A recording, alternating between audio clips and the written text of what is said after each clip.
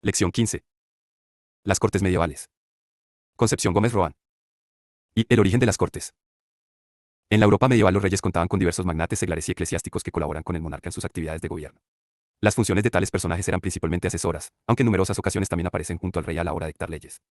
La reunión de ese conjunto de magnates suele recibir el nombre de curias, de las cabe distinguir dos tipos. A. La curia ordinaria o reducida, a la que asisten solo los más próximos colaboradores del rey. B. La curia extraordinaria o plena, a la que además de los magnates más cercanos al monarca, eran también convocados los próceres y eclesiásticos de parte de los territorios del reino, o de su totalidad. La curia ordinaria o reducida evolucionó en la Baja Edad Media, hacia la institución del Consejo del Rey, mientras que la curia extraordinaria o plena, al adquirir cierta representatividad con la entrada de los burgueses, evolucionó hacia un tipo de asamblea que en España se denomina Cortes. En León el año 1188. Alfonso IX se reunió en dicha ciudad con nobles, eclesiásticos y ciudadanos elegidos por diferentes villas, en lo que se considera la primera reunión de Cortes en toda Europa. Primer precedente en Aragón serían las Cortes celebradas en Huesca en el año 1247, bajo el reinado de Jaime, y en Cataluña aparecen burgueses en una asamblea celebrada en 1214, aunque su presencia no se consolida hasta 1283. De esta manera puede afirmarse que, con la entrada de representantes de las ciudades en las curias extraordinarias convocadas a los reyes a lo largo del siglo XI, se consolidaron unas cortes castellanas y aragonesas que ya habían tenido varios antecedentes en la segunda mitad del siglo XI. Es evidente el hecho de que la presencia ciudadana en las curias plenas o extraordinarias obedeció fundamentalmente a la pujanza de la clase burguesa, que poco a poco fue adquiriendo un peso específico cada vez mayor en la vida económica y social del reino. Por lo tanto, fue lógico que al poco tiempo, esta burguesía sintiera la necesidad de reclamar voz y voto en los asuntos que le afectaban. Como también lo fue el hecho de que los monarcas vieran en el poder ciudadano un instrumento político de directa colaboración y de contrapeso al poder de la nobleza. Este fenómeno, por otra parte, tuvo un cierto apoyo ideológico en el ambiente político medieval, como quedó sintetizado en la máxima, lo que toca a todos debe ser aprobado por todos, ese quod omnes tangit, todos, implicaba también la inclusión del tercer estado estamento ciudadano. En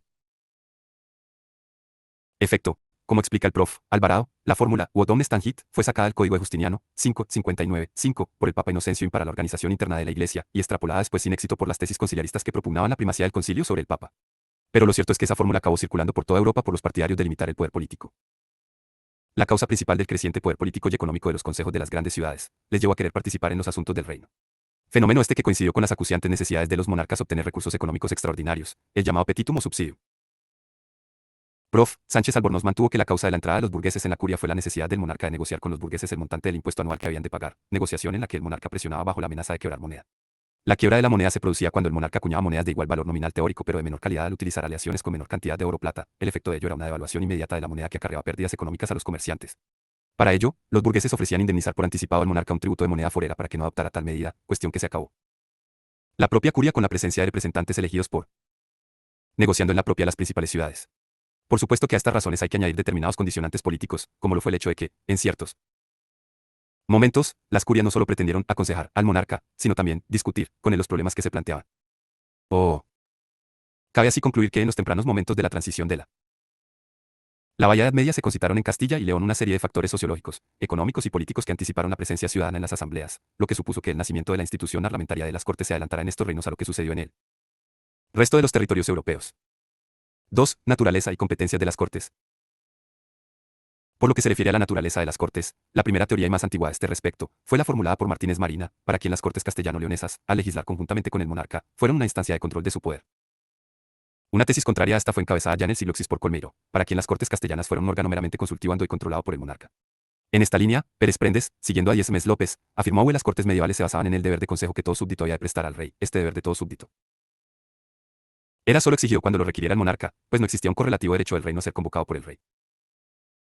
Otra postura de tono intermedio es la que formulaba el de Avellano, para quien las Cortes jurídicamente sí fiscalizaron la acción de los monarcas mediante las peticiones y quejas de los estamentos, al tiempo que legislaron con ellos como sin que los monarcas pudieran derogar unilateralmente leyes. Fueron sí ordenamientos, ni exigir tributos extraordinarios. En cuanto a las competencias, las Cortes representan al reino. Esto significa que, si varios reinos se integran en una estructura política superior, tuvieron como la corona, cada reino conserva su propia asamblea, como sucedió en la corona de Aragón, donde Cataluña, Valencia y el mismo reino de Aragón. Cortes diferentes, y los territorios de Sicilia y Cerdeña tuvieron también sus específicos parlamentos. En la corona de Castilla, hasta mediados del siglo XIV, las Cortes castellanas y leonesas se reunían en una o en dos cámaras. Pero a partir de esas fechas hubo unas Cortes únicas, aunque los señoríos vascongados mantuvieron sus propias juntas. Por lo que se refiere a Navarra, tanto en la época medieval como en la época moderna, cuando en 1502 este reino quedó incorporado a la corona de Castilla, conservó siempre Cortes independientes de las castellanas. Las Cortes entendieron de los asuntos de interés general del reino, aunque sus competencias concretas no fueron reconocidas de modo explícito, sí poseyeron atribuciones genéricas y difusas, como fue aconsejar al monarca, defender la justicia y defender la paz, o reunirse con ocasión del juramento de él. rey o el heredero. Sin embargo, su ámbito de actuación se concretó y desarrolló en tres aspectos fundamentales. 1. Competencia financiera o fiscal, consistente en la concesión del subsidio económico extraordinario servicio. 2. Competencias referidas a funciones de contenido político, como la reparación de agravios. En Aragón, la aprobación de servicios económicos se condicionaba a la reparación de agravios. 3. Competencias referidas a funciones de carácter legislativo. En Castilla esta legislación recibe el nombre de ordenamientos, en Aragón se denominará actos de corte y en Cataluña, constituciones. Por lo que refiere a Aragón y a Cataluña, el rey no podía modificar esta legislación de forma unilateral. Lo más destacable de esta legislación es que se considera como la expresión de la voluntad política del reino, y en consecuencia tendrá un carácter general y territorial. Composición, funcionamiento y conclusión de las Cortes. La representación de los tres estamentos. Las Cortes estaban integradas por tres estamentos o estados, nobiliario, eclesiástico y ciudadano. Nobleza, el sector nobiliario formó un único estado brazo, excepto en Aragón, donde aparece dividido en dos, el de los ricos hombres o magnates. La alta nobleza y los caballeros infanzones o fijos de algo que pertenecientes procedían de la baja nobleza. Clero, el estado eclesiástico aparece representado por obispos, abades y priores, generalmente acudían personalmente a las sesiones, pero si fuere Niso podían enviar procuradores. A veces también figuraban en este estamento los maestres de las órdenes militares y los procuradores de las órdenes mendicantes. Pero todo este panorama cambiará con la desaparición de nobles y eclesiásticos a las sesiones de cortes. La nobleza y el clero dejaron de progresivamente de acudir a las cortes. Principalmente esto sucedió en la segunda mitad del siglo XV. En Castilla y en Valencia su desaparición fue absoluta desde 1538. La razón de esta pérdida de interés fue el ser inmunes al pago de los servicios económicos o subsidio económico extraordinario. Ciudadanos. El tercer estado estaba formado por los representantes o procuradores de las ciudades y villas de realengo que eran convocadas por el monarca, ya que las villas de señorío y las villas eclesiásticas estaban representadas por sus respectivos señores seglares y eclesiásticos. Respecto al número de ciudades con voto en cortes no será siempre el mismo y fluctuará según las circunstancias de cada reino. Por lo que se refiere a Castilla, el número de consejos que enviaban procuradores a las cortes disminuyó con el paso del tiempo. Dos fueron los motivos que provocaron este descenso. Uno tenemos que situarla a partir del reinado de Enrique II, 1369 a 1379, cuando se dieron numerosas donaciones de tierras de dominio real a iglesias y a magnates, y esto supuso que muchas ciudades y villas de realengo quedaran incorporadas a territorios de señorío. Y otro motivo fue esencialmente económico. Debido a que algunas crudades participación dejaron de enviar procuradores por el elevado coste que suponía. A partir de las Cortes de 1435, las Cortes castellanas contaron con la de 10 y 7 ciudades con voz y voto: Burgos, Toledo, León, Zamora, Toro, Ávila, Soria, Salamanca, Segovia, Cuenca, Guadalajara, Valladolid, Córdoba, Jaén, Murcia y la incorporación de Madrid, Sevilla. Granada se cedió desde que fue conquistada por los reyes católicos en 1492. Destaca la nula representación de zonas tan señaladas como Galicia y Asturias. Corona de Aragón a mediados del siglo X y Hubo un número muy reducido de ciudades con voto en cortes, pero con el paso de tiempo se dio un considerable aumento en Aragón, Cataluña y Valencia. De estos territorios, las ciudades con voto en cortes fueron: en Aragón, Zaragoza, Jaca, Huesca, Ainsa, Barbastro, Monzón, Suera, Sariñena, Un Castillo, Borja, Tarazona, Egea, Luna, Calatayud, Daroca, Rica, Alcañiz, Montalbán y Teruel. En Cataluña, Barcelona, Gerona, Ripoll, Caldas de Montbui, Piera, Mandesa, Lérida, Camarasa, Cervera, Fraga, Tárrega, Villafranca, Villagrasa, Cubels, Tarragona, Montblanch y Tortosa. En Valencia, Valencia, Morella, Burriana, Murviedro, Liria, Corbera, Játiva, Cullera, Gandía, Alcira, Denia, Cocentaina, Onteniente, Alicante, Castellón, Gijona, Alcoy y Peñíscola. Por lo que se refiere a Navarra, las ciudades con voto en cortes fueron Pamplona, Tudela, Estela, Olite y Sangüesa. B. Constitución, desarrollo y adopción de acuerdos. Los representantes de las ciudades reciben diferente nombre según el territorio. Procuradores en Castilla, y en la Corona de Aragón se les conocerá con el nombre de síndicos. En Castilla solían ser dos los representantes, pero en todo caso, cada ciudad disponía de un solo voto. Inicialmente fueron elegidos por los cabezas de familia de cada villa, pero desde mediados del siglo XIV, serían los consejos municipales quienes asumieron esta tarea, procediendo a la designación directa de los procuradores o nombrándolos mediante distintas formas de sorteo. Tras su designación, los delegados de las ciudades recibían unos poderes que contenían la postura del consejo sobre las cuestiones que se habían propuesto en la convocatoria y que suponían un mandato imperativo, de tal forma, que si se diera el aso en el transcurso de las sesiones, surgieran nuevas cuestiones, estos procuradores no estaban autorizados a dar su parecer, sino que lo único que podían hacer era recabar nuevos poderes que contuvieran la postura del consejo sobre sí. Nuevo asunto. La convocatoria de las Cortes correspondía al rey, y se realizaba mediante una carta individual, dirigida a cada magnate o ciudad convocada. En ella el lugar de la reunión, la fecha de celebración y las cuestiones que les indicaba se debían tratar.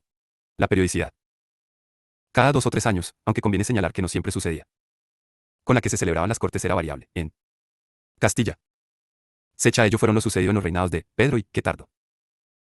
Prueba 7 años, Alfonso X y Tardo 9 años y los reyes católicos que llegaron a tardar más de 10 años en convocar cortes, en la Corona de Aragón, fueron más frecuentes.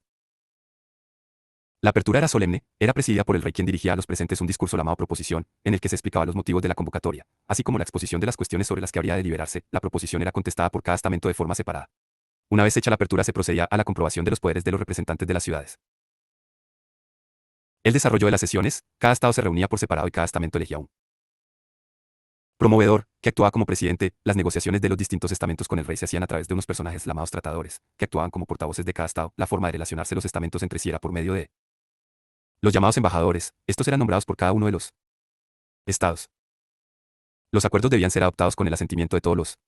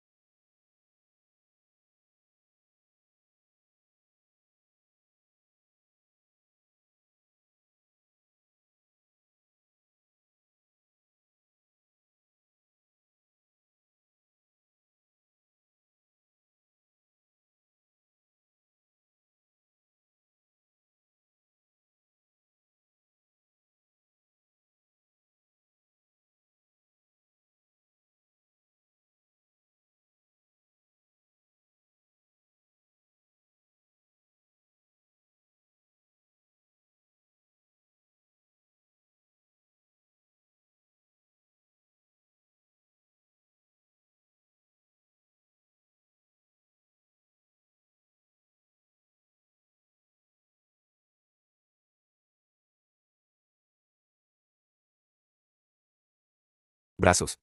Normalmente existía acuerdo cuando se lograba la mayoría en cada brazo. En Castilla la reparación de agravios quedaba en manos del rey. Sin embargo, en Aragón era el justicia mayor quien decidía la procedencia de estas cuestiones.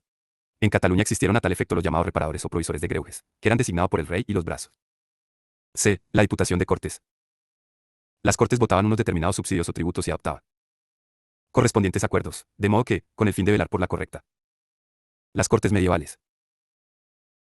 Administración del optado en Cortes y para vigilar el buen cumplimiento de estos, aparecen las diputaciones, que era una reducida comisión de delegados o diputados de las Cortes cuya gestión se proyectaba desde el término de unas Cortes hasta el inicio de las siguientes. En la Edad Media únicamente existen en la Corona de Aragón, mientras que en Castilla y Navarra aparecerán en el siglo XVI. En Aragón recibe el nombre de Diputación General, en Cataluña recibe el nombre de Generalitat y en Valencia se le llamará Diputació del Regne.